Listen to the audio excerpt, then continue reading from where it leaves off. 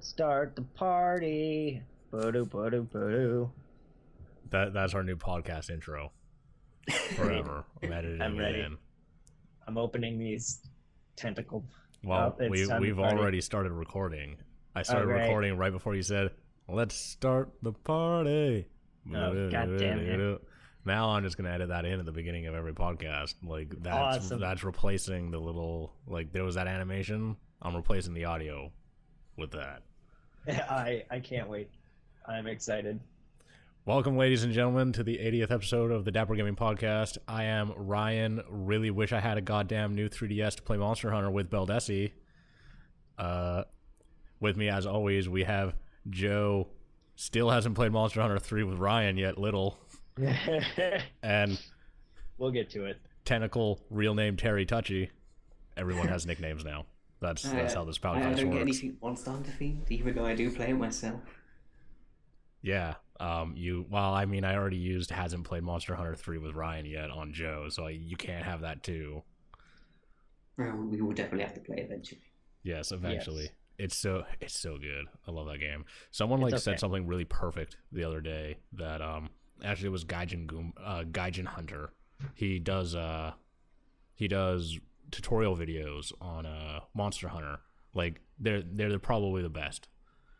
And he mentioned, I was listening to the 84 Play podcast. I don't know if you know who that is. 84 Play is like a company that does localization in Japan, and they're all guys who've been in like the game industry for a while, and they're all from the West pretty much, but they localize Japanese games, and they're in somewhere in Japan. I wanted to say Tokyo, but I don't think they are. But he was on the 84 Play podcast, and he talked about how when he tried to get into Monster Hunter the first time, like, it didn't happen, but someone who was really into Monster Hunter at the time asked him what he thought of the game, and what he thought the game was, and he said, "Oh, it's an action game." And like the person was like, "No, Monster Hunter is not an action game. It's a hunting game." And I think that's a very fair statement, because it's not really an action game. Like, it's a very slow, kind of methodical game. Does that mean Mercenaries 1 is a hunting game too? Sure. That was a bad joke. But yeah, man, I really regret not having a 3DS right now. I want one so bad. Just So get a new bad. 3DS. And Yeah, then go buy I wasn't gonna get like one of the old ones. Don't forget to buy a new one. charger. Yeah. Like $2, you can just buy a third-party one. Well, I just buy the first party one, but it doesn't really matter.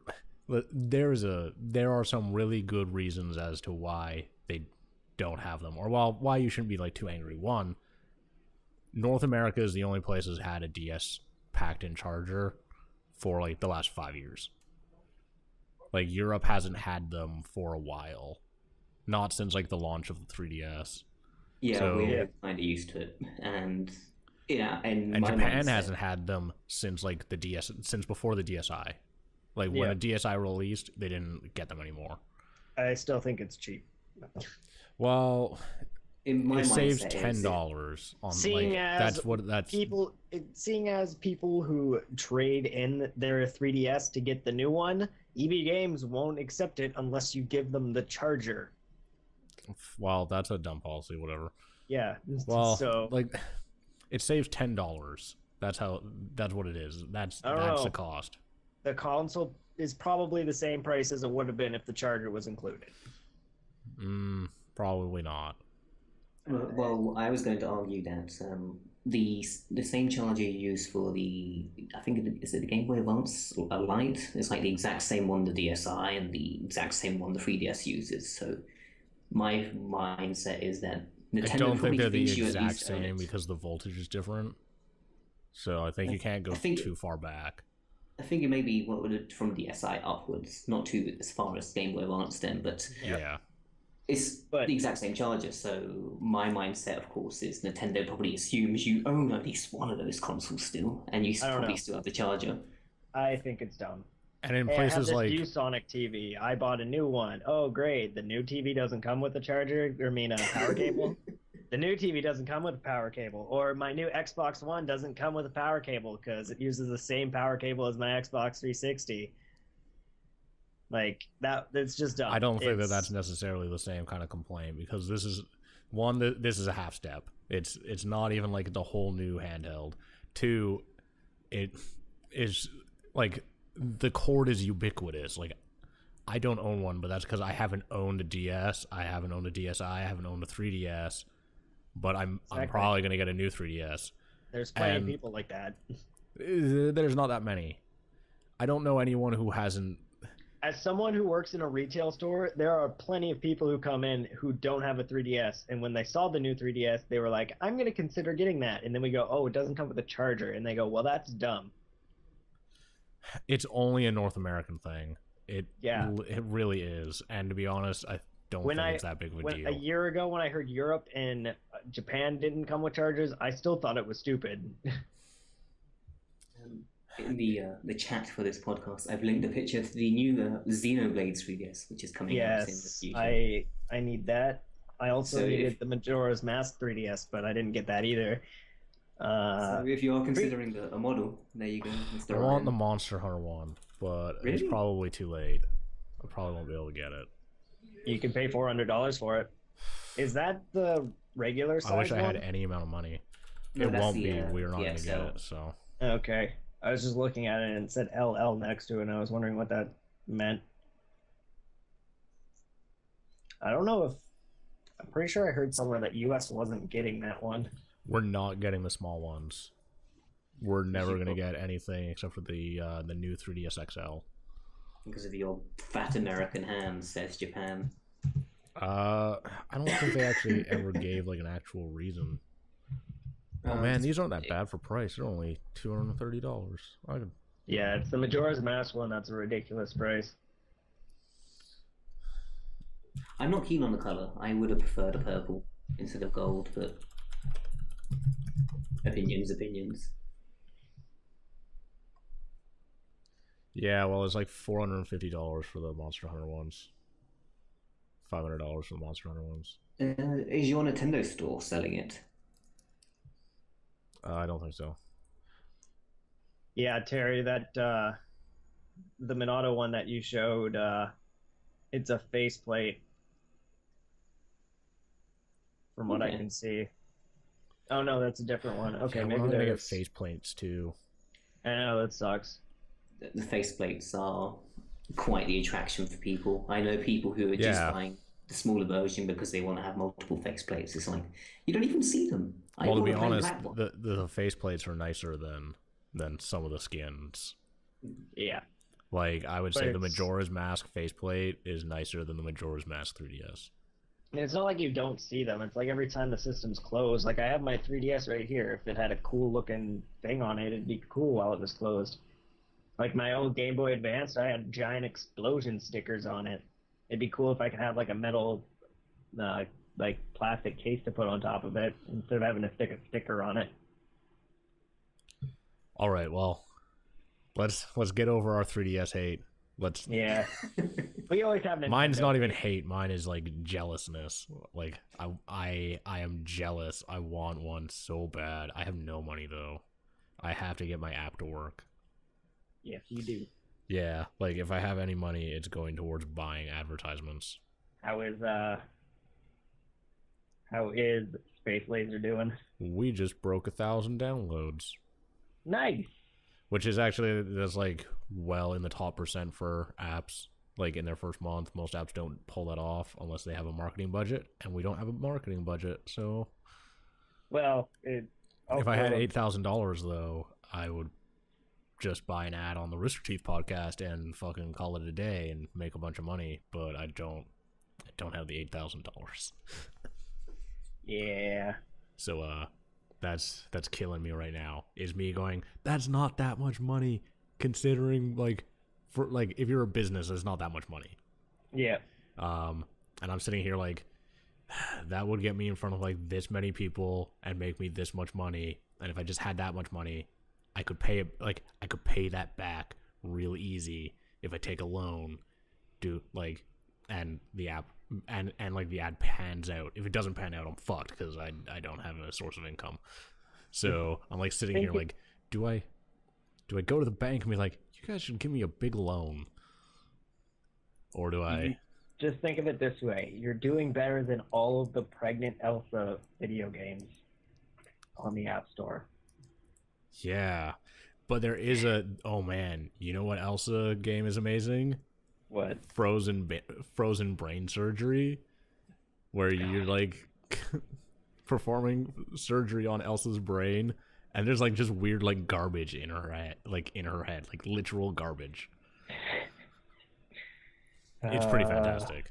The App Store is weird. I'm glad that iTunes recently made the one-time purchase great games category. Yeah, I might put some. I've got some stuff I'm working on that might be applicable to that. So we'll see. Space Laser is. While we have ads, and it's technically free. So, yeah. Okay. Yeah. True. So it doesn't actually fit in that category. But I've got some stuff that we're working on that might work out well. So let's actually get this podcast started. What video games have you guys been playing as of late? It's been like 2.5 weeks since we've done a podcast. So who wants to start?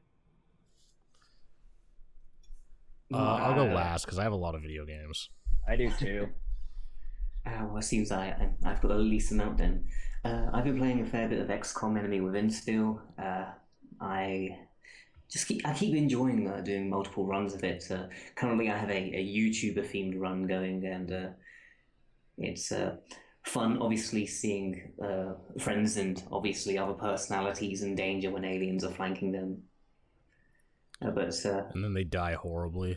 Yeah. There was a situation recently I had Dusty Duke, Ryan's Video Game Corner, VZ shows, and a few other people, and I put VZ, he's our team sniper, and he's got the Guardian Angel like armor, which allows him to fly, or whatever it's called. And he's just flying with squad sights as the sniper, just popping everything in the distance. And yet we still managed to get flanked and someone get injured. No, it's annoying. But aside from that, I've been playing Life is Strange, the new episodic game by Square. I didn't. God, what is that game? Why can't I remember? I know that it came out. It's the time-based, I guess you can call it hipster life sim. It's got a girl who does photography, and she discovers a power she can reverse time, which will change the world around her. It features a lot of women getting hurt by men, which is somewhat funny. It's like, men are bad, which is what I've learned from episode 1. Like, early on, a woman almost gets sexually assaulted in the bathroom, and like the dad hits the daughter. It's like, yeah, this is really sending positive vibes for the future episodes. I've only played the first episode. Episode 2, I believe, is out at the moment, but we'll see how things go from there. Sweet. Is that everything?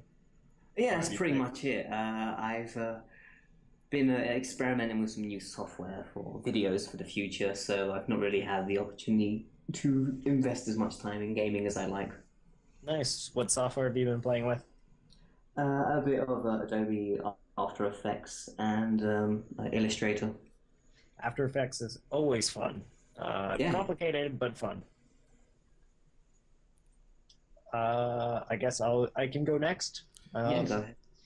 Well, since I've had 2 weeks off, I was sick for a while. I've been playing a ton of games. I missed the last podcast, so I didn't get to talk about this, but I had been playing the Talos Principle, and I beat that game 100%, gotten all 3 endings, and then after that I spent 4 days having a mental breakdown because that game is... it messes with you. The game has this like huge concept of like life after death and all this other stuff based around death, and there's a couple like there's like memo fragments and all this stuff that you can pick up and read throughout the game, and there's a couple of them that I just read, and it just not something I can deal with. I was talking to a YouTuber named Adam Nader about it, and we were having a good conversation about it because that game can mess with you. Like I spent 4 days just like huddled up in my bed because of it. Besides that, I've been playing a lot of Steam games, Hammerwatch, Full Mojo Rampage. I tried a game called For the Awesome, basically like a jump down and you dive and you constantly fall and I have that in my Steam library. It was kind of cool. I was enjoying it. I also I started playing Spiral Knights and the Mighty Quest for Epic Loot randomly just for fun. Two free-to-play games that I enjoy specifically. Spiral Knights I was really into when it first came out, and it had this dumb energy system. They finally took that out a while ago, so I've been playing it again since. Yeah, that energy system, they got rid of it like very quickly. So it doesn't exist anymore. It hasn't existed for like almost a year now, I think. So the game is actually really enjoyable now. It's like kind of dungeon crawler, Zelda-esque MMO. It's really good. I enjoy it. I've been playing the Monster Hunter 3. All right, I have a quick question. Can you go back to the Mighty Quest for Epic Loot? Did they make that game any good? I don't know. Not really. No. Because I played it like a year ago, and I was like, this is not fun. It's about the same. I play it because I like dungeon crawlers, and it's a nice free-to-play dungeon crawler. I like dungeon crawlers, and I like the idea of that game. I just feel like its execution is kind of bad. Yeah. Whenever I pick it up, I only play it for about an hour, and then I drop it. And then while I was sick, I also I was like, I'm gonna beat a bunch of 3DS games. And I only ended up beating one. I finally beat Phoenix Wright versus Professor Layton. It was okay. The ending was completely weird, but it was okay.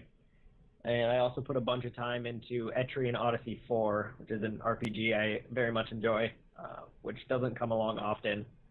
And I also found myself putting a lot of time into Rogue Galaxy recently. Besides that, it's been a lot of Pikmin, Mario Party, and Smash Bros. With my girlfriend. Other than that, that's about it. So, I got back to Guild Wars 2 this week. Actually, you know what? Let's jump even further back. I got back to Sim City. Like, the one that everyone hated, the new one. Yep, SimCity 4. Yeah, it's pretty playable. Yeah, from what I've heard, it's gotten a lot better since. Yeah, so they fixed the online stuff, and you can play single player now too, like offline, and it works pretty well. You can speed up to cheetah speed finally, which makes that game like playable. The game's just kind of easy is the issue, and the plots are still like kind of. Some of the plots are bigger than they used to be, which is nice, but they're still kind of small. And the controls aren't great. They're like middle. They're kind of okay. They're not awful, but they're like not fantastic. But what I did see that was coming out soon is a game by Paradox Interactive called Cities Skyline, and the things I've heard about that game are very promising because like the good parts of SimCity 4 with the good parts of Cities XL. Is it going to be like that Kickstarter non-starter video where that guy was going to make a SimCity-like game? No, it's not like that because Paradox Interactive is like a pretty big publisher at this point, and yeah, they like made a city builder that looks pretty great. It kind of looks a little bit like SimCity graphically, but its mechanics have been compared to Cities XL, except for like smoothed out appropriately like the SimCity polish. if you don't know Cities XL, like Cities XL is a game that should be good, but has never like in its sequels has never been built on top of in the way that it should have been. There's Cities XL like 2012, Cities XL Platinum, and now there's Cities XXL, and they're all like the exact same game. Like they're identical. The only thing that's really ever happened is like bug fixes. Like Cities XL has a memory leak in it, but Cities XXL doesn't have a memory leak in it. Like there are these basic technology updates, but like the same maps, the same buildings, everything's the same, which is really garbage, obviously, as a sequel. Yeah. But Cities Skyline, which is not related to Cities XL, looks like pretty solid. It sounds good. It comes out, I think, in like a week or two. Maybe it already. When does it come out? Yeah, I think it's like in a week or two. But I started playing SimCity because I'm looking forward to Cities Skyline, and I like really wanted to play a city builder. And if I had to choose between SimCity and Cities XL, I have to choose SimCity because at least it like runs, unlike the other one. Besides that, I also played Sunless Sea, which is like a procedurally generated roguelite.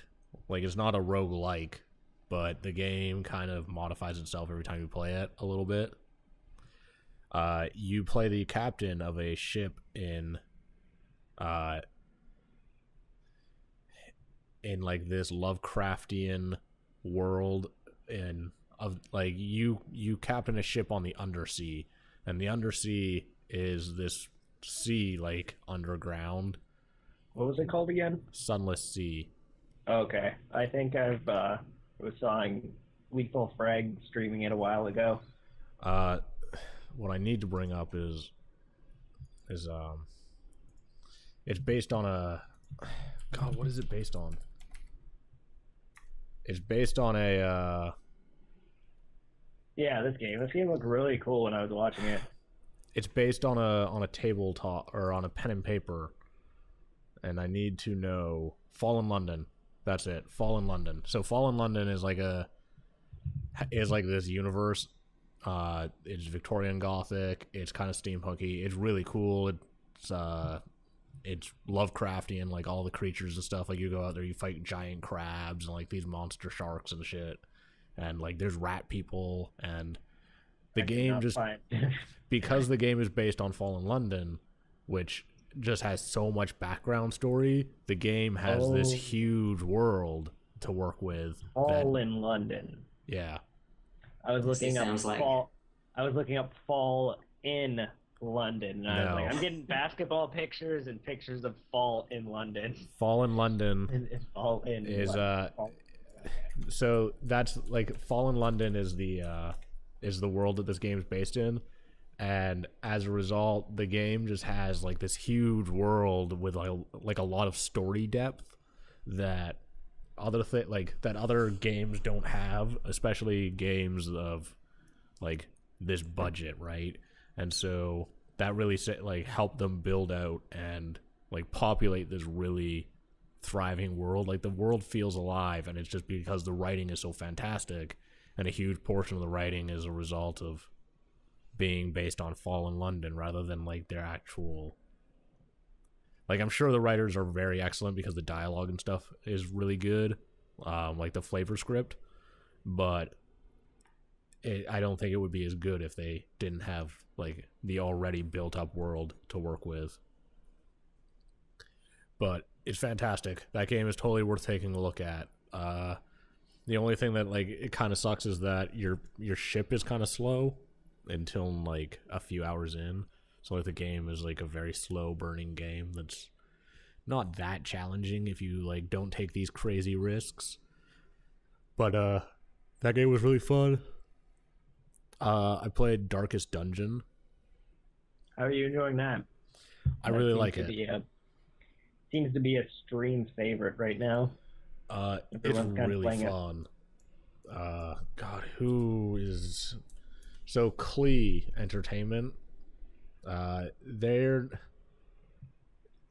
not the developers, but they're helping with that game, and like they're one of my favorite developers. Like they're one of my favorite studios. Actually, they're just in Vancouver, so they're like a couple hours away. But they're offering like art assistance and like technical assistance on that game, and it's pretty like they're pretty fantastic. So anything that they're involved with like turns out well. They did Mark of the Ninja, they did Don't Starve, they did Shank and Shank 2. Wow. Impressive. Yeah. And they're doing Invisible Ink, which is going to come out, I think, this year? Or is it already out? Doesn't. Oops. Well, I just played some sound that I didn't want to. But yeah, I've been playing Darkest Dungeon. That was a Kickstarter. That game's super fun. They update that all the time, like every day, sometimes 4 times a day. But I like the sanity system. They've appropriately scaled that. It was like fucking insane before because it was impossible to like not go crazy. Especially at the beginning because you just didn't have enough party members, so people would just go like batshit crazy and like you wouldn't be able to help like recover their sanity and like get them to not be stressed. So they've appropriately balanced that to make it not so like to make the stress gain a lot lower.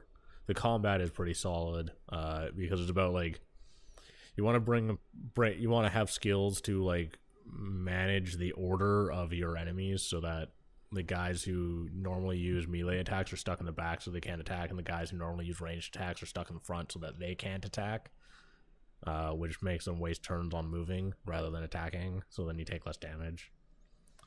But you obviously like need a healer and you need people who can tank and everything else. But that game's totally worth taking a look at. It's not content complete, but it is very much like it's mechanically robust enough to be fun to play, which means like as an early access game, it's actually fun. There's not a lot of those. Like fun early access games are like Darkest Dungeon, Prison Architect. That's about it. I don't know if any of the rest of them are like mechanically robust enough to be fun games. Like this is just, it knows what it wants to do already. It has some balancing issues, but they're not so egregious that the game is unplayable.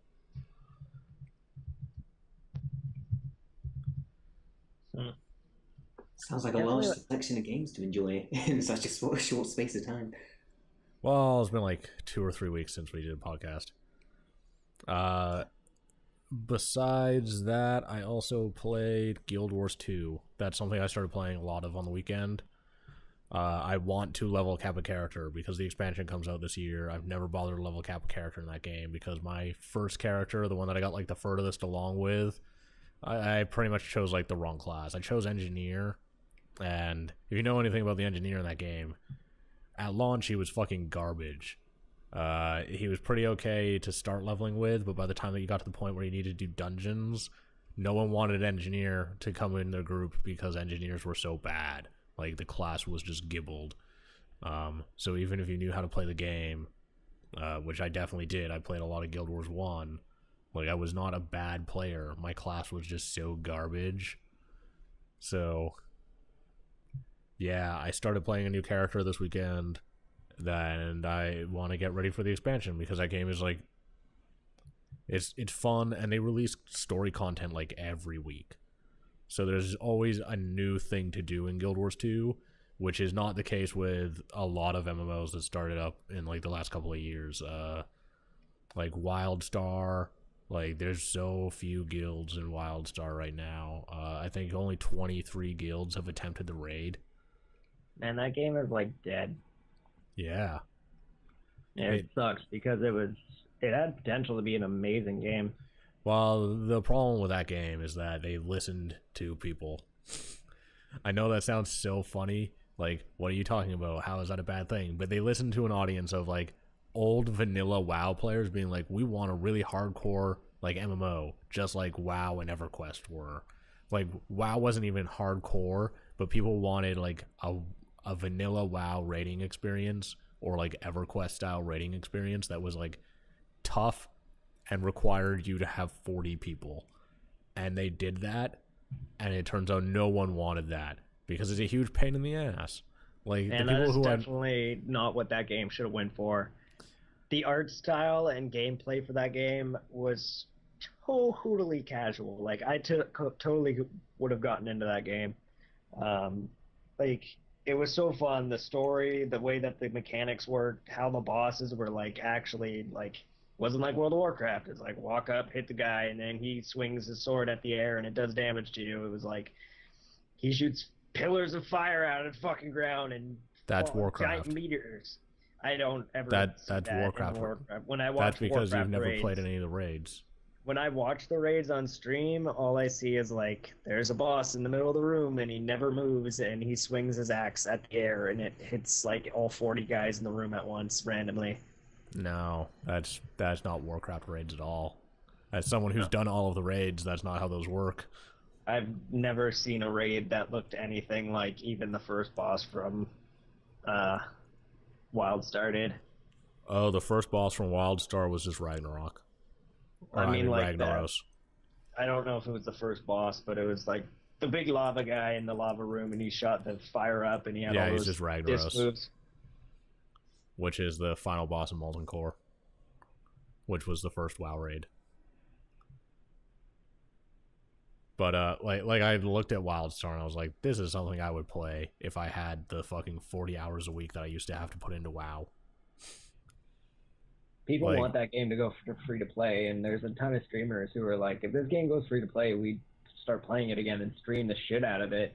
But no one wants to pay the $60 a month for it because it's just 15. Not worth it at the time because it's 15 now. $15 a month. It was never $60 a month. Wasn't it $60 like for the game plus the free month that came with it or whatever? Yeah, and then $15 a month after. Okay. For the subscription. $60 a month. That is brazen. Because not even WoW charged that much when it came out, and WoW's down to like 12. Actually, WoW has a really healthy subscription base right now. They have like a solid 10 million, which is a lot better than it was after Wrath of the Lich King and Pandaria. Like Warlords of Draenor have been out for a while now, and the sub numbers are not slipping in the way that they used to, or at least that they have previously. So that's good for them. But I'm surprised World of Warcraft has been around for so long. It's such an old game, and yeah, I know, it's crazy. Well, it's because it has content, and it's all good content. Like, there's very little bad content in there. And the new expansion, WildStar was fucked. There was no way that game was ever going to take off because the new expansion, Warlords of Draenor, they have a decade of content and experience in building raids, and they have 4 raid levels now. There's 4 difficulties for raids. There's a super easy difficulty, which is good for like super casual people who just don't have the time to put in like the 20 hours a week that you need to raid. Yeah. And they can do that and do it once and like experience everything in the raid and like easily clear it though. But they don't really get rewarded for it. And then there's one difficulty up, which is like a little bit harder, but you don't really have to put much time into it, and you start getting epics. And then there's a medium difficulty, and then there's a hard difficulty. And like the people who really want to put in that like 30 hours a week and like perfect a raid and like play WildStar difficulty fucking raids, that is in WoW again. So like there's no reason to play WildStar because you've already invested like huge amounts of money and time into WoW, and there's a hard version of it again. Like yeah. Like I can't get into WoW just because of the playstyle. It bores me so easily. WildStar really intrigued me because of how the playstyle for it worked with like selecting where your attack goes and I don't know how to explain it. I don't know how to explain the attack system in that game, but you know what I'm talking about. Yeah, I'm gonna throw that all up to just never playing like the raids. Well, no, I mean like just the basic attack form. Like I mean, like in World of Warcraft, you have your abilities, you hit them, and then they activate on the enemy that you're attacking. But in there's like aimable abilities in WoW that you have to place down on the ground. I've never seen them. But like WildStar, pretty much every attack was like that. It was like aim in this direction, or this one's an area of effect one, and all that kind of stuff. And then it shows up on the ground where it's going to hit and all that. There's dodging and rolling, but I know that's in WoW too. I don't think dodging and rolling is in WoW. It's in Guild Wars though. Don't they have rolling in WoW? They did that for monks, but they didn't do it for anyone else. Monks were the class introduced in Pandaria. But yeah, I've been playing Guild Wars 2 because I just want to like get back into that game. It has like a gorgeous world. You don't pay a sub. Like I bought the game already, so I just play it whenever I want. So, but that game's fun. It's worth playing. I recently downloaded Marvel Heroes 2015. I want to see what it's like. I heard it's good. I heard it's okay. Yes, I heard Marvel's Heroes 2015 is good. I heard Marvel Heroes, which is just like they changed the name of that game to get a new Metacritic score because the original version that launched was so bad. Yeah, that's what I also heard. I heard my friend play the original version. He was like, "This is crap." And then I was looking up reviews for like 2015, and it was like really good scores. It was like top 5 free-to-play MMOs of 2014 or whatever. Yeah, like the original version of that game was just bad. Too bad. See what I did there? Yeah, I'm hoping it's good. I accidentally put in the wrong email address, so now I have to send a support ticket to get the email address changed. Fun. Yeah. So, but once all that's settled, I'm gonna try it out, see what it's like, and then I don't know, play it. I guess. Play it. Who plays their video games? Only losers. Pretty much. I love Marvel, so I'm hoping it's good. I'm hoping I'll enjoy it. All right, let's jump into some news. There's things that I've been wanting to talk about for like a couple of weeks now, so yeah, news. This seems like an opportunity. So, I guess we'll hold that one off to the end. So let's talk. Bethesda is going to be at E3 this year. They're doing a Sunday night conference, which I don't think has been done in a while. I can't remember. Half-Life 3 confirmed. Oh no, that's GDC. You wait. Well, it's not GDC. Okay, you want to know how Half-Life 3 is going to come out? One day. No, it's going to come out eventually. It'll just pop up on the Steam front page, and that's exactly what it's going to be. They're not going to say anything. It's just going to be out, and yeah, like everyone's going to freak out about it.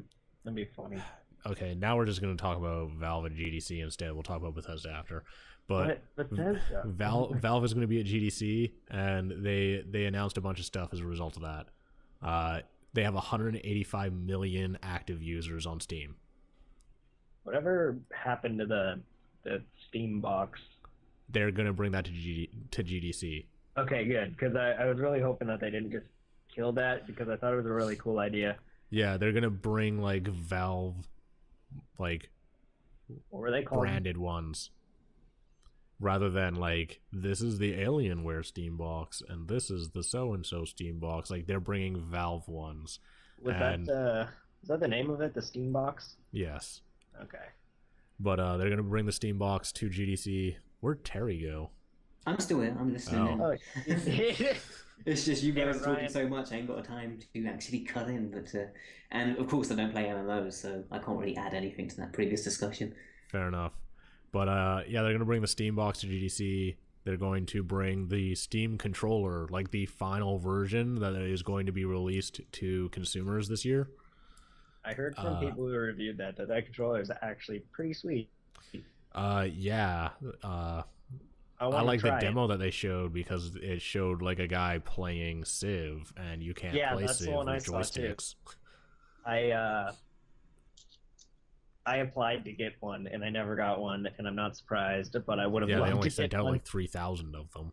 I know. I would have loved to get one and get my hands on one. But, like, they created a controller that basically lets you play like like I wouldn't want to play Counter-Strike with it, but I would play Civ with it. I would play like the Banner Saga with it. I would play like slower games, turn-based games. Yeah, kind of like casual stuff with it. Well, not necessarily casual, but slower. Yeah. Like I wouldn't describe the Banner Saga or Civ as casual games.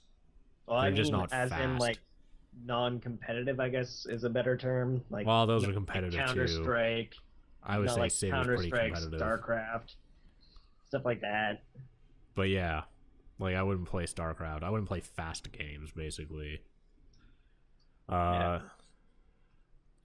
gonna bring Steam VR, which is their virtual reality headset, to GDC, which, I mean, people were kind of assuming was dead because, like, a lot of key like hardware people at Valve kind of like left in the last year or something, like in the last year to 2 years, and some of them even ended up at Oculus. So it's interesting to hear that they're actually like going to bring Steam VR, which is something that they kind of hinted that they were doing but have never actually officially confirmed. So that's interesting to see coming to GDC.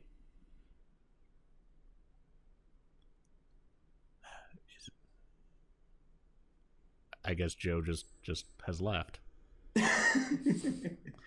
He just couldn't take the information about the Steam box, got too excited and left. Yeah, he went to go to GDC to go buy one. Yeah, it's a long travel from Canada, so he's taking an early start. Yeah, it's a long walk to San Francisco.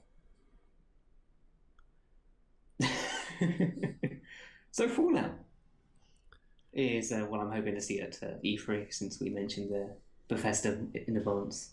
Yeah, I mean, Bethesda doing E3, there's more than one thing that's being announced. I think that's obvious. If it was only one thing, then they would not do. Oh no, sorry. There's more GDC things. Microsoft is bringing stuff to GDC. I think they were doing gaming stuff at GDC, which I will be interested in.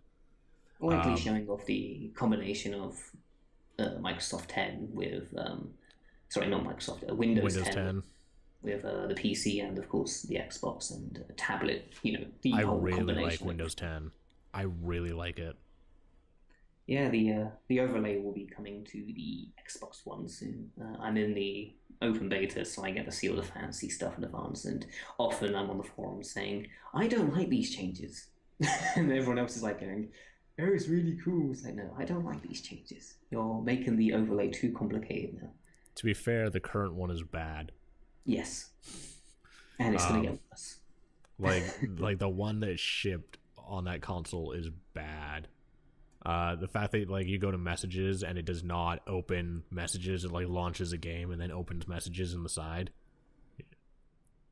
Yeah, this snap feature they've implemented since launch. Well, the fact that there's not an app version of messages and there's only the snap version, so when you go to messages, it just fucking opens a game and then like whatever game you were playing last, so that it can snap messages on. Who thought that was okay? You've also got snap parties, which doesn't make sense. I don't need to see your gamer tag when I'm talking to you. You've also got snap achievements, which I guess makes sense if you're going for an achievement like hunter sort of video, but achievements are like only snap too, aren't they? No, you can unsnap them, but you have to it's really complicated where you have to like hold down the Xbox button, make sure it doesn't turn off your controller, and then just a whole bunch of other nonsense. No, I mean like if you go to achievements like from the dashboard, you're not in a game. It doesn't have like a not snap version of achievements. It does. But again, it's very complicated to do because you have to hold down the Xbox button, but it sometimes turns your controller off. So you have to push it just so far enough that you can turn snap off to view the achievements without snap being on. It's very stupid, but that's Microsoft for you. 2 steps forward, 3 steps back. Yeah, the batteries that I have don't last long enough in the Xbox One controller, so I just leave it plugged in. So I can't turn off my controller. And I believe Joe's What are we talking about? I missed that because I got pulled away to do something. It's all right. Talking about Xbox One controllers, I was biding my time until you came back to talk about Bethesda. Oh, okay. You're talking about the snap thing that the Xbox dashboard has. Yeah.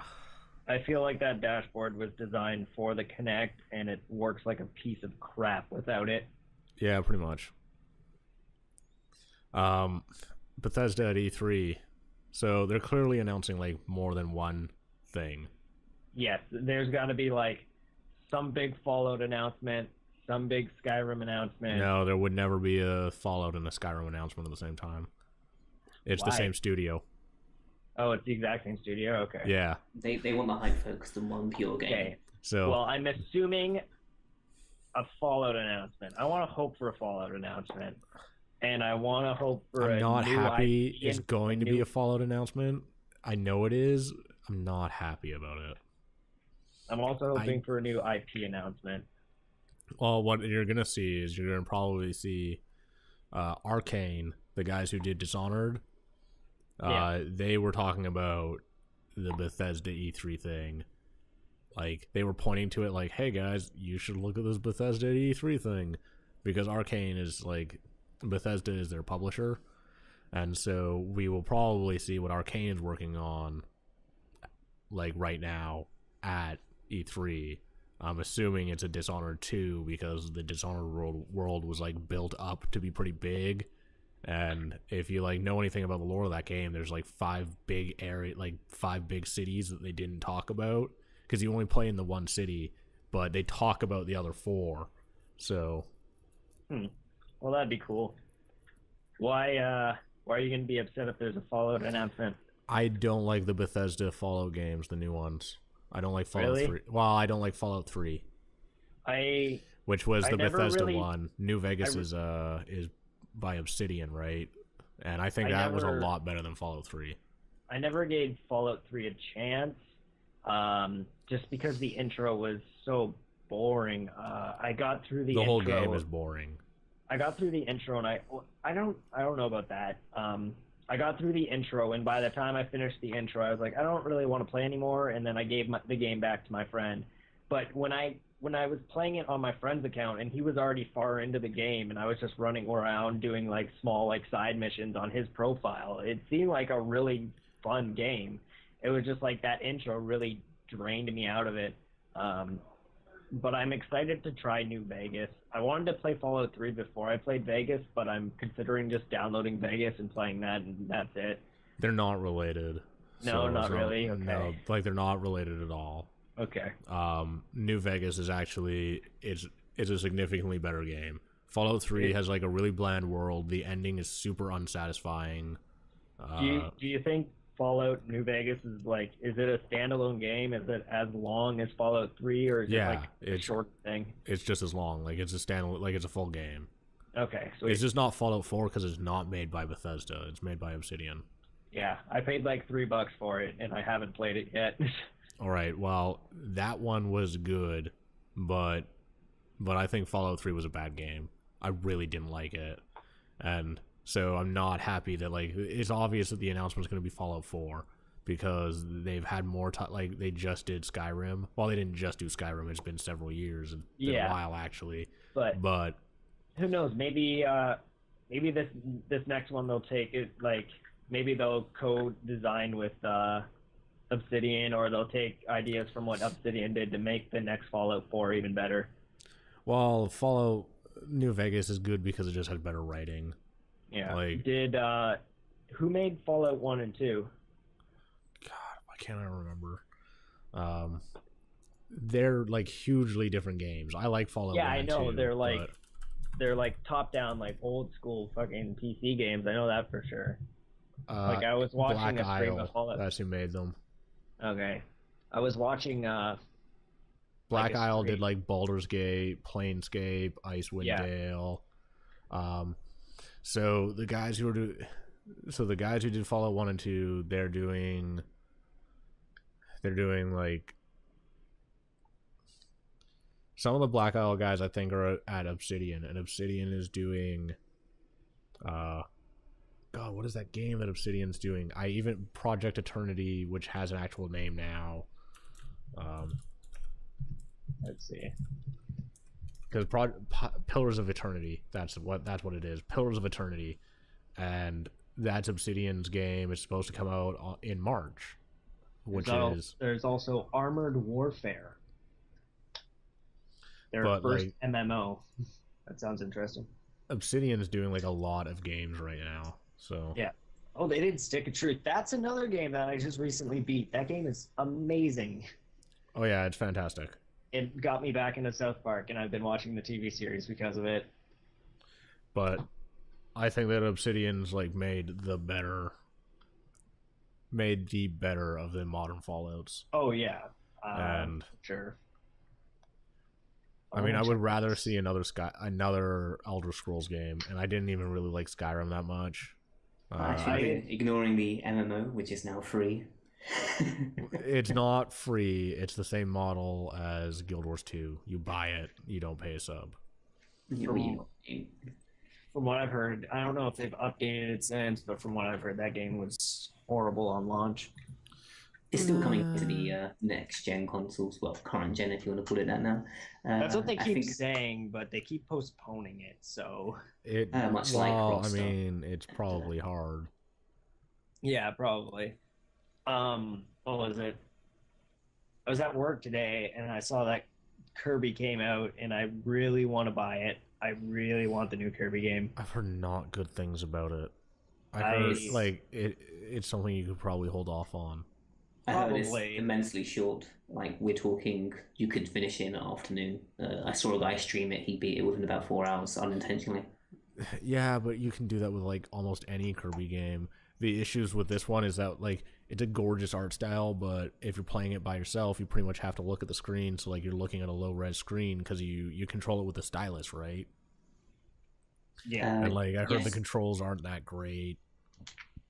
I heard that, like, it's just okay, which is not really... And this is, like, from people who really like Kirby games. Dan Reichert over on Giant Bomb, he loves Kirby games, and he reviewed that game, and he was talking about it on the Giant Bombcast this week, that it's, like, just okay. Like, it's disappointing, and that, like, maybe for $40 it might be too much.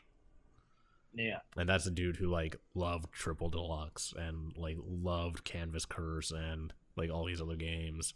And... this one is just, like, it's okay. But, going back to Bethesda, I know what all the fans are excited to see at E3, and that's Brink 2. Prey 2? Brink 2. Yes. Will certainly not be there. I think they officially canceled that last year. Let's see. They might show off Doom, perhaps. Oh, yeah, that's obviously going to happen. Doom is going to be there because they showed that last year at IdFest or IdCon or whatever. But none of the stuff, surprisingly, about Doom that they showed actually went out, like, even though it was, like, a public event. So we'll definitely see Doom. Like, the things that we'll see are, like, Doom, Fallout 4 will probably be how they close it. Okay, how does this go? I think they'll be gonna. As well. Here's basically how it goes. They go up, they show Doom, then Arcane shows off whatever they're working on. Probably Dishonored 2. I hope it's Dishonored 2. Then some corporate guy comes up and talks about the Elder Scrolls Online. Then Fallout 4, and then that's the end. That's the conference. You need some filler, I imagine. We paid $5 million for 4 announcements. Yeah. Well, the announcements. I mean, look at fucking what. How many things do you think Microsoft or Sony are going to announce? Yeah, EA. Or EA. No, like, look up. EA went up last year and talked about like 3 things. They did like the same thing. They showed off Battlefront, and then they showed off they showed off like 5 sports games, but all of them were just EA Sports, like whatever. And then they did Battlefield Hardline.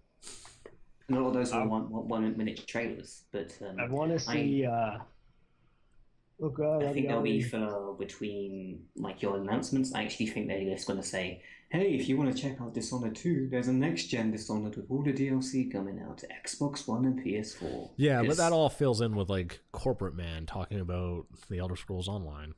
yeah, I imagine there'll be Dishonored like Ultimate Edition port, and perhaps I wouldn't say Well, maybe Skyrim not or because that Fallout. game is like it's old enough that you don't. It didn't fall within that weird like.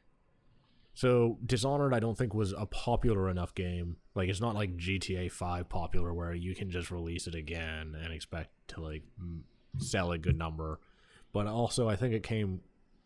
I don't think it came late enough in the generation to be one of those ones that like falls strangely in this world where like people want to play that again and Well, like I see mean, what it you're looks like getting as like Payday 2 Ultimate Edition and Borderlands 2 Ultimate Edition. They could yeah, risk but the biscuit and put it for a cheaper price, like they did. Square did with Sleeping Dogs and Tomb Raider. I think that in the case of Payday, that Payday is it has enough DLC that the Ultimate Edition just packages in the DLC and Jacket's in it now. yeah, he is. But like that's what is in there. Like you're not gonna see a huge graphical upgrade. And then in the case of Borderlands, there's a lot of DLC in that too. So like you're getting that in there.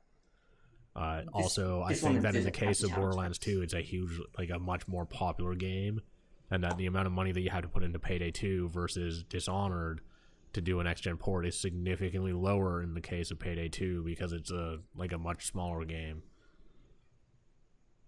Okay, So like I can I see just that. don't think it would happen with Dishonored. I don't think it was popular enough. I don't think that it's necessarily warranted.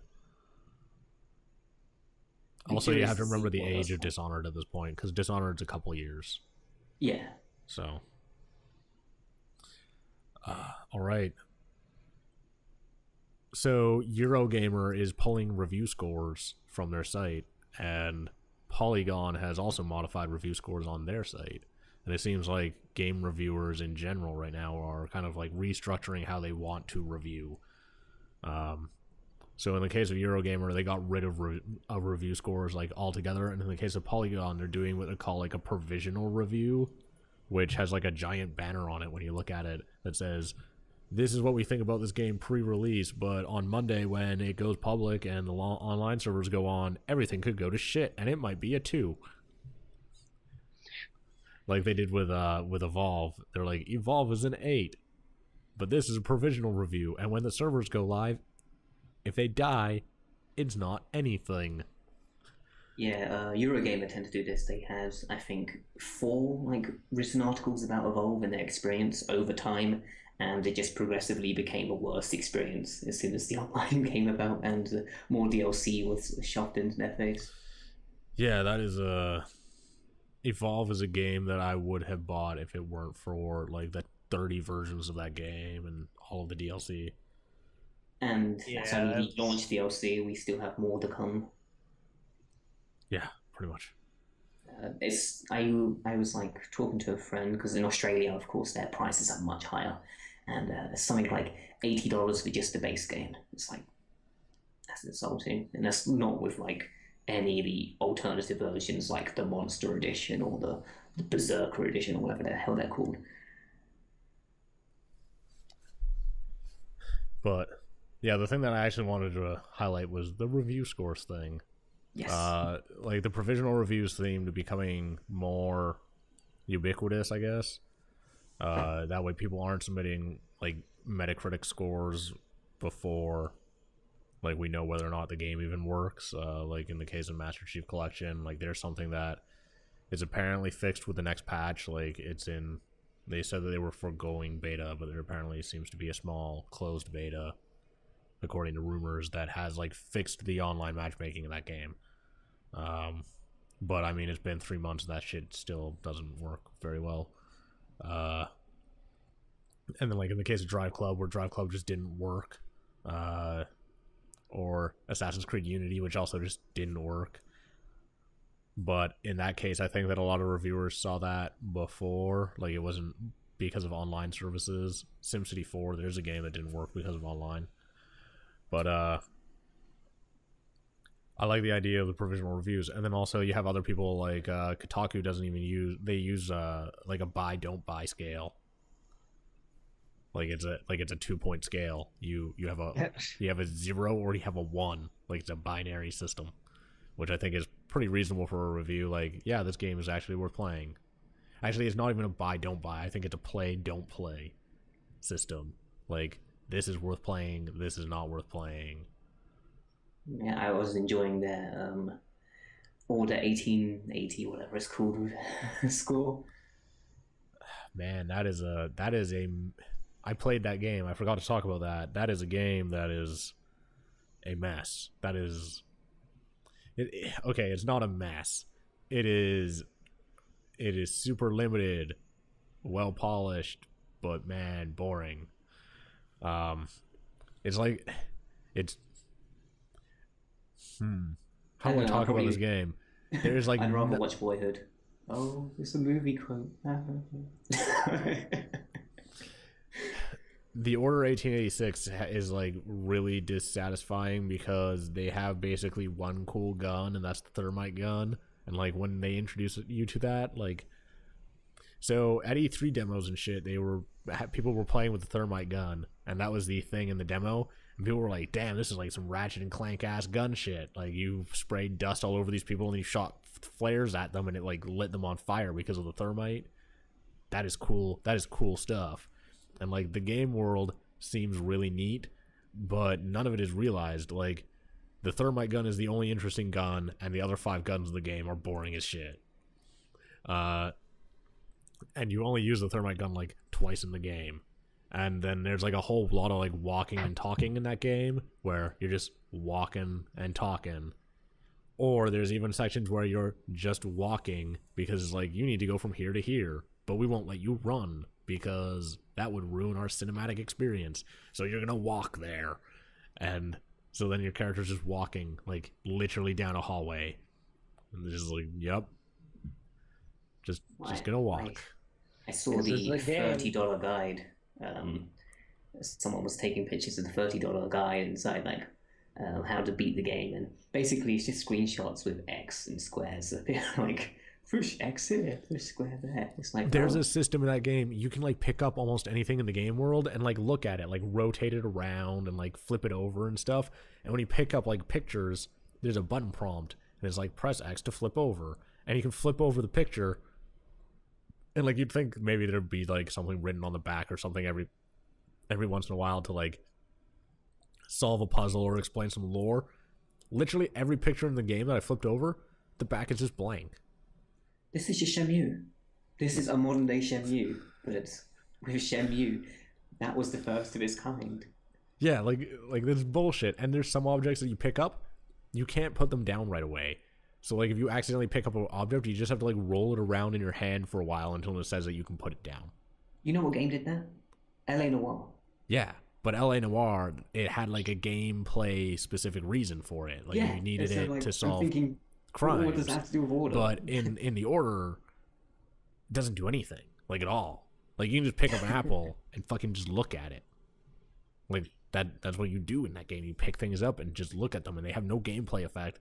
Like, they don't tell you anything about the lore. Like, nothing. Nothing at all. Doesn't do anything. You just pick it up and roll it around. How does that make any sense? And then there's 2 boss fights in that game. They're literally identical. There's a boss fight at, like, the end of Chapter 4 or something where you fight a werewolf. And then the final boss where you fight a different werewolf but do the exact same QTE. Like, identical QTE. That is the boss fight. Yeah, I saw the pictures of that online, like frame for frame, the animations and everything. Yeah, it's bizarre. The game is dumb. It's so bad. Like in the case of like Gears of War and stuff, like Gears of War has enough there, I guess, like mode wise. Like it has a pretty okay campaign that is made better by co-op, and then it has a pretty good online system.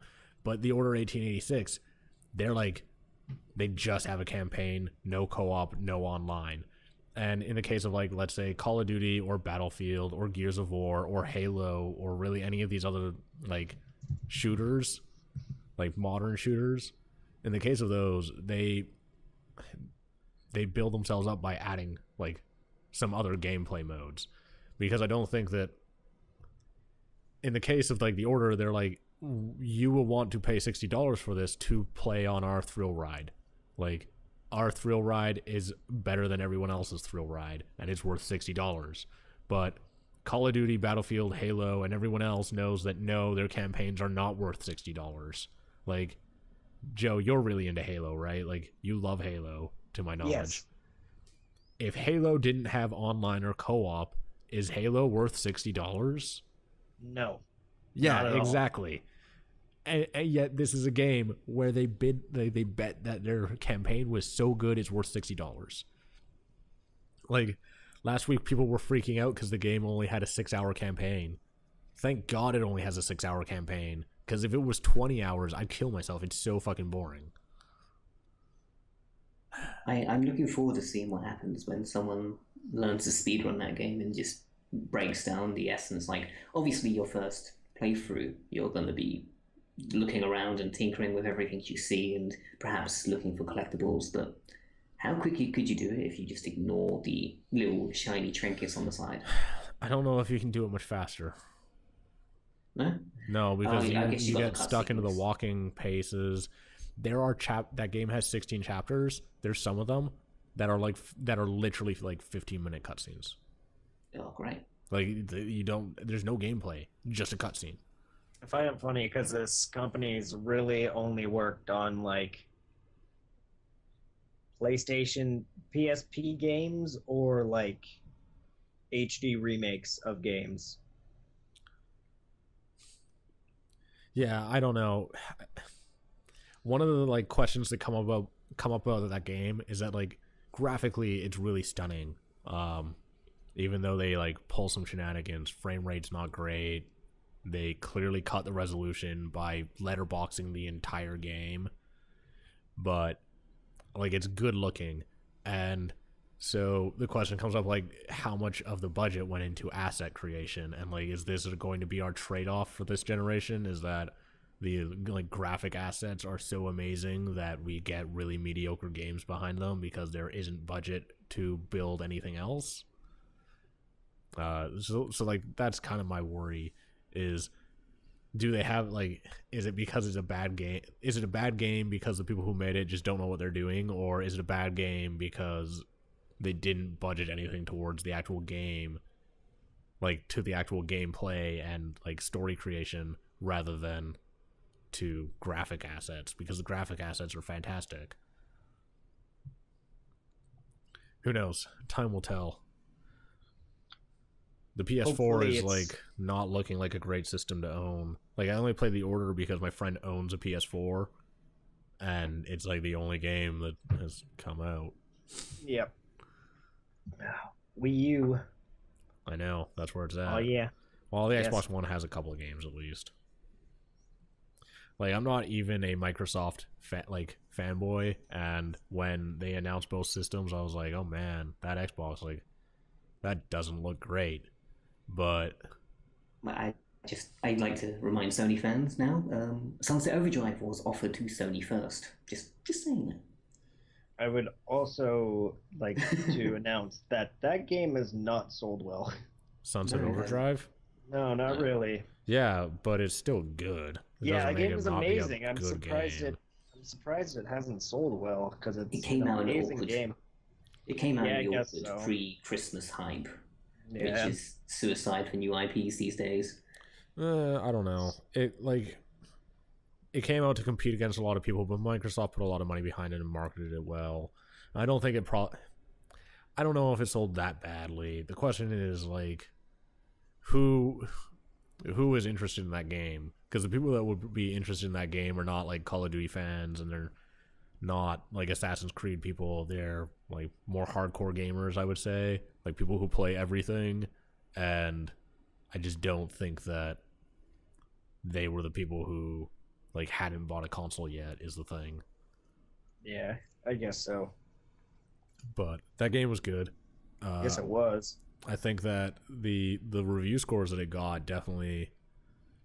I hope that they do more with that game. Like, I hope that it builds into like gets a sequel, because I Yeah. think that mechanically what that game was doing was great, and that with more time and more like a sequel would mechanically build on that game in ways that could be interesting and like refine it down to be better, because there were some obvious mistakes, but as a first like go at it, that seemed like a great first game in a series. And there's the DLC that just came out as well. Yeah, I don't have the money for the DLC. I want to get it though eventually. It adds a whole new location and a bunch of missions. It follows on from the ending.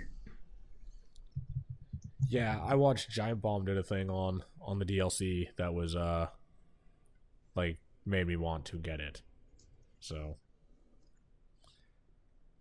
but yes, Bethesda E3 review scores.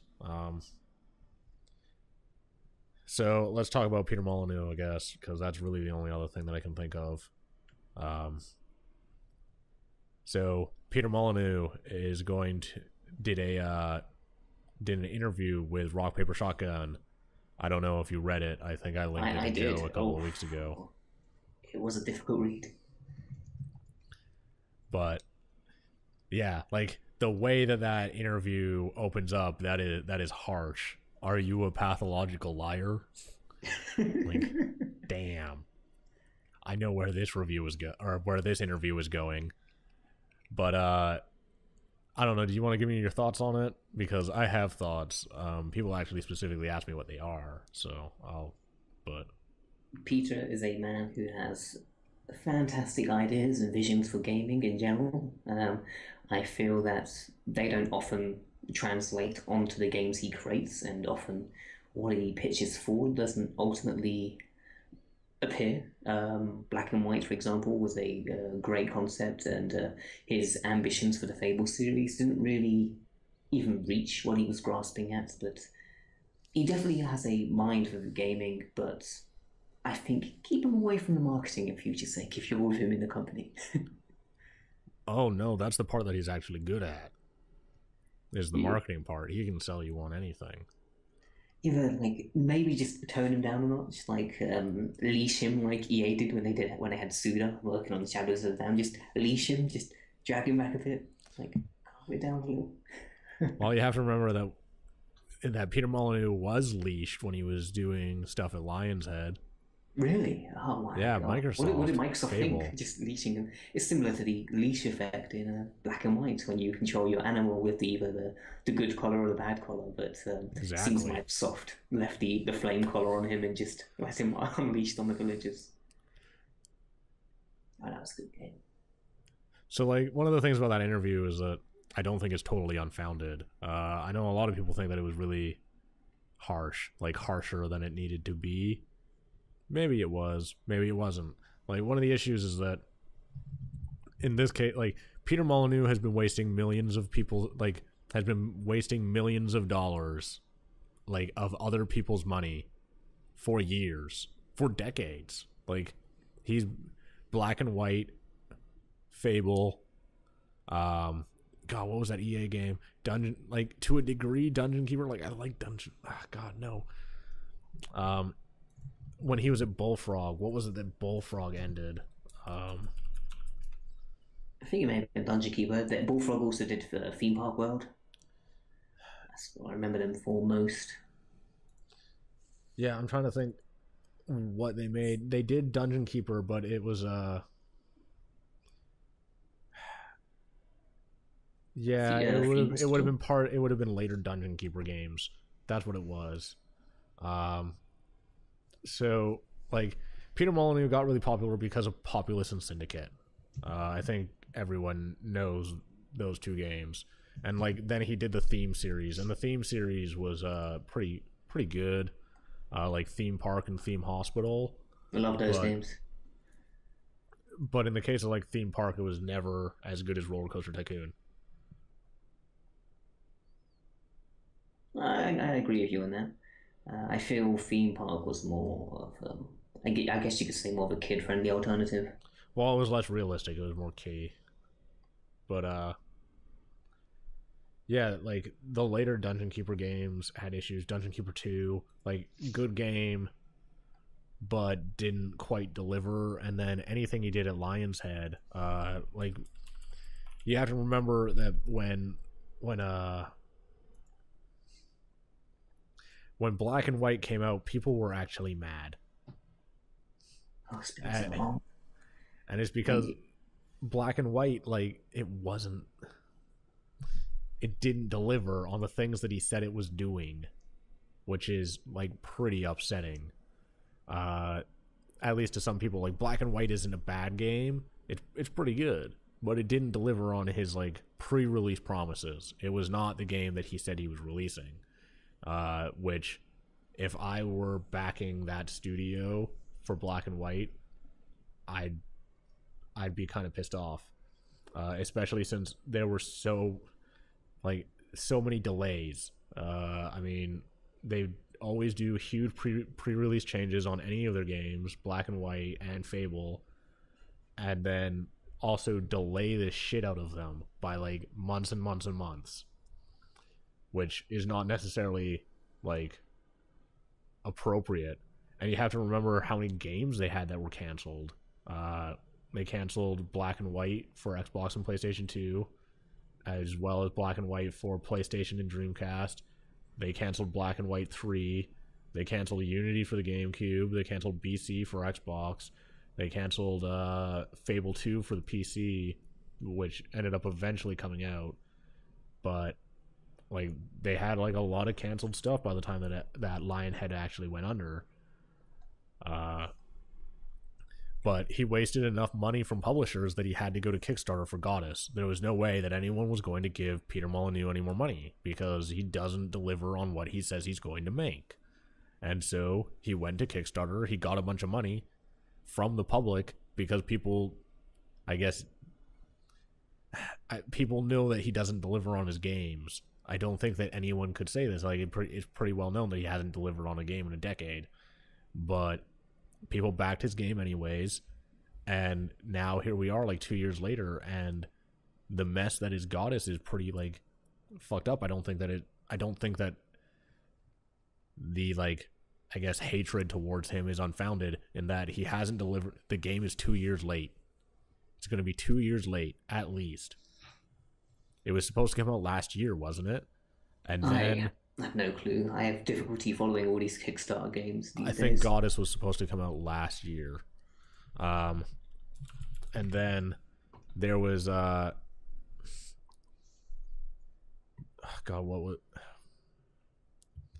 why can't I remember his name? The guy who won Curiosity, you know, the game with the cube where you tap it. He didn't get his lovely prize until a recent interview with Eurogamer. He still hasn't gotten it. So the thing is that they can't give him his thing until they implement the online, the multiplayer for Goddess. However, because of issues with their middleware, that like I totally understand. They chose a piece of middleware and the middleware like dropped a feature, and that feature was going to be their online system. Like they needed it. They needed that feature in order to implement their online, and it's gone now. So they can't implement the online, at least in the way that they were going to before. Like it's a lot fucking harder. Like they're going to have to create their own proprietary system probably, which is going to cost a huge amount of money. But they still haven't given this guy like anything. He was supposed to take a cut of the sales of Goddess, and he hasn't gotten anything. In fact, Goddess doesn't even look like it's ever going to get the online. The lead Conrad, the lead designer for that game now, said that he doesn't know, like he's a project lead on that now, that Peter Molyneux is doing what the trial, I think is what they're doing. Let me look at what it's called, because they have another game. It's not Goddess. I can't find it. The Trail, is that it? Oh, well, ultimately, The Trial is the name of the game that he's doing. But the guy hasn't gotten any money, and most of the team that was working on Goddess has moved on to a new game, which Peter is now working on instead of working on Goddess. Like, the Goddess team isn't any of the original company at this point. In fact, they hired a guy from the community called Conrad to finish that game, and at least he sounds like he has a coherent like vision for that game, but it's hugely different than what Peter pitched. Like, there might not be online because they might not be able to get it done, and they're doing like a scripted pre-built out story, and then right now I think they're focusing on the combat because the story's about to be done, like, as this interview was kind of like going on. But I don't think that it's unfounded that people are really pissed at Peter Molyneux, because I mean, I would be too. He fucked up. He's fucked up a lot. And at this point, I don't know if he could ever fund another game. Like, it would be hard for him to go. He can't go to publishers because of the fiasco that was Fable and was Black and White. And he can't go back to Kickstarter because of Goddess. So how does he fund a game in, like, next year? Pyramid scheme. Pyramid scheme. You know what he should do? He Email should be an inspirational speaker, because he can sell you on anything, but you won't achieve it. Oh, he totally can, but he has no ability to, like, make the games that he wants to make. I don't think he's I'm sure that he's a fine programmer, but I don't know if he has the software engineering background to actually get it done. If only he had infinite money. You can't do that. You patched out Fable. No, I do remember when Fable 3 was being hyped up, and he was like, as soon as you come king, there is so much you can do to your kingdom. And then it was like 5 cutscenes and it was over. Yeah, what is that garbage? Oh, that was awful. Peter. That was awful.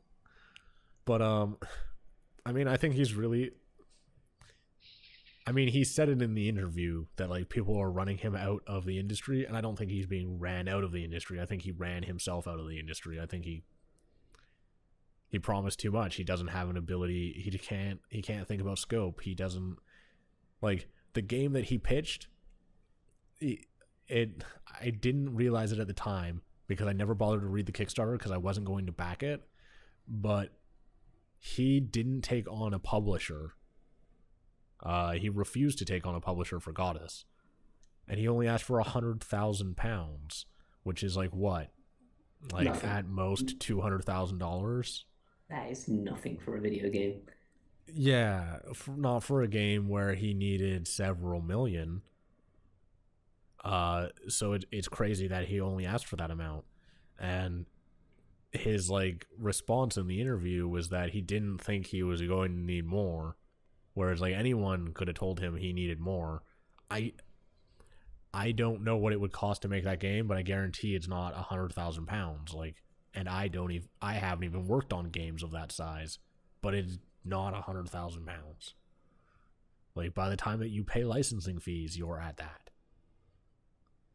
So it's just crazy that somehow he picked that number. I don't think that he, like, ran with the money. There's people who say that he ran with the money, and it's like, no one fucking asked for £100,000 and is like, I'm gonna retire on this. Like, there's not enough money. But I think that I don't think that he has malice, in his intentions, but I think that he can't make games.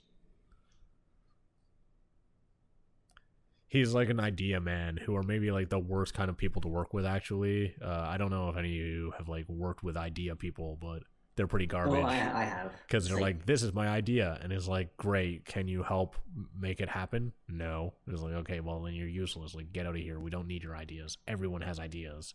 And, like, Peter is somehow a man who is an idea guy who got to the position where he actually gets to tell people to try to make his ideas, but he doesn't have any ability to, like, focus in and bring it together. You know who would be an ideal business partner for him? Who? Jaden Smith. Have you seen his Twitter feed? Yes. Him and Peter just working together. That They would never get anything done. But it would be brilliant reading their tweets and interviews. How can our games be real if our eyes aren't real? Well, games aren't real is the first thing, but whatever. But yeah, the Peter Molyneux thing, I don't know. I don't think it's unfounded, but I do think that maybe that interview was like mean. But there's other people who can totally take that. Did you see that? God, was it Eurogamer? Someone interviewed Ski, the president of Ski, Sony Electronic Entertainment, Europe, or no, not Electronic Entertainment, Sony Computer Entertainment Europe. They did Drive Club, or I think yes. they did Drive Club. Still not got the PlayStation Plus edition out. Yeah, that's part of this interview. So they were asked about basically poor first-party performance on PlayStation 4 this year, or I guess last year. The guy who was interviewed. Do you remember the Gamescom like close-up incident 2 years ago or something? There's been so many incidents in gaming lately. They all seem to mesh in my mind. No, yeah, it's not like an incident. It was like a bad press conference where there's just like this extreme close-up on like a Sony executive while he's trying to like do his like speech, I guess, and the close-up was like uncomfortable because of how close it was. It was like kind of gross, but they interviewed him to his pause. Yeah, basically. And they interviewed him and they asked him about Drive Club, like why was Drive Club broken, like how is that appropriate, where is PlayStation, the PlayStation Plus version, at which point the answer that they got was like, we're looking into whether or not we're going to do it.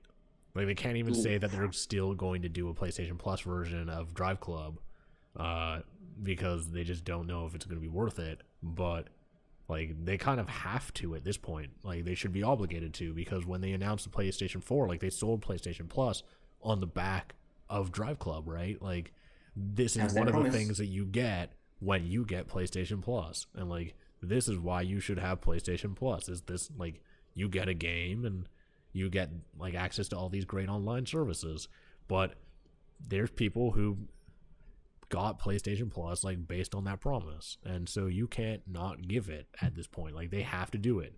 The game isn't good. Well, they said they were going to. I mean, they don't have to. They'll just get sued for it for false advertising very easily. Well, they probably won't get sued for it. No, but it's pretty hard to get a case like that. They'll just have to give some kind of redemption, like they did with the PS Vita false advertising. Oh, did they actually give something back for that? I think there's basically, if you got a PS Vita before a certain period of time, you could get 20% of the cost back on your receipt. Oh, nice.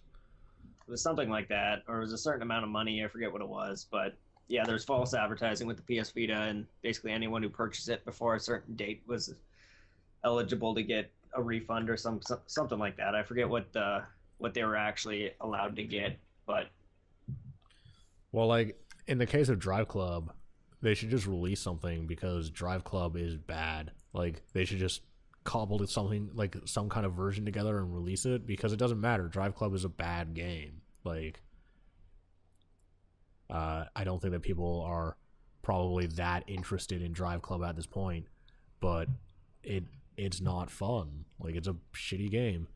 But you should look up that Sony executive interview, because it's also like kind of a perfect example why people don't ask like these hard cutting questions to like games industry people or to PR people, because that is a Sony executive like sidestepping like a motherfucker. So like he doesn't answer any of the questions. Like you just don't get answers when you ask hard questions in this industry. So yay, video games. All right then.